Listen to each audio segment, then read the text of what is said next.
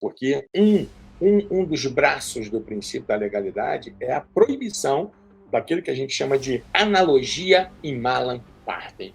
Sabe o que é interessante no direito penal? Muitas vezes as pessoas assim elas querem entender o direito penal e elas complicam. No direito penal, o que for parecido não é típico.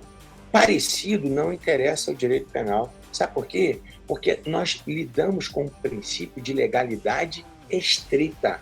Ou seja, ou há o encaixe perfeito da conduta praticada pelo agente ao modelo abstrato previsto na lei penal, que é o nosso tipo, e isso é sinônimo de tipicidade, a gente chama de tipicidade formal, ou se for parecido, muito parecido, muito, é quase lá, mas não é típico. Vou dar um exemplo para vocês. Se eu te perguntasse assim, o camarada entra numa loja, e aí ele entra lá todo afobado. Já viu aqueles camaradas que andam de mochila em avião? Pô, isso me dá uma raiva, pô. Pensa num cara que fica invocado com esse comportamento. É o cara entrar num avião, no corredor do avião, com mochila nas costas, o cara fica se virando para todo canto. Pensa naquele mochilão tático que vai batendo mochila na cara de todo mundo. Então você imagina esse camarada, ele entra numa loja de cristais. E aí, esse mesmo estabanado entra nesse avião, e aí, de repente, um amigo que estava no corredor do lado chama o nome dele e ele se vira. Ele bate com a mochila numa prateleira de cristais.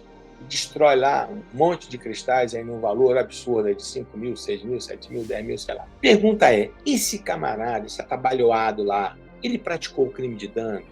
Olha o que diz o artigo 63. Destruir, inutilizar ou deteriorar coisa alheia. Esse camarada, quando ele se vira abruptamente e faz com que aqueles cristais todos caiam e se quebrem quando batem no chão, esse cara destruiu coisa alheia? Destruiu. Agora, a pergunta que eu te faço é o seguinte: a conduta desse camarada que destruiu aquela prateleira de cristais é típica? Não, por uma única razão.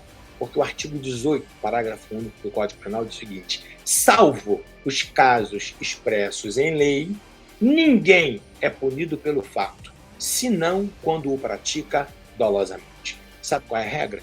Todo crime é doloso. Só será culposo se houver uma ressalva expressa em lei. Antigamente não havia essa distinção. Há muitos anos não havia essa distinção. O sujeito podia praticar aquele comportamento previsto dolosa ou culposamente. Hoje não. A regra da culpa que ela é estrita.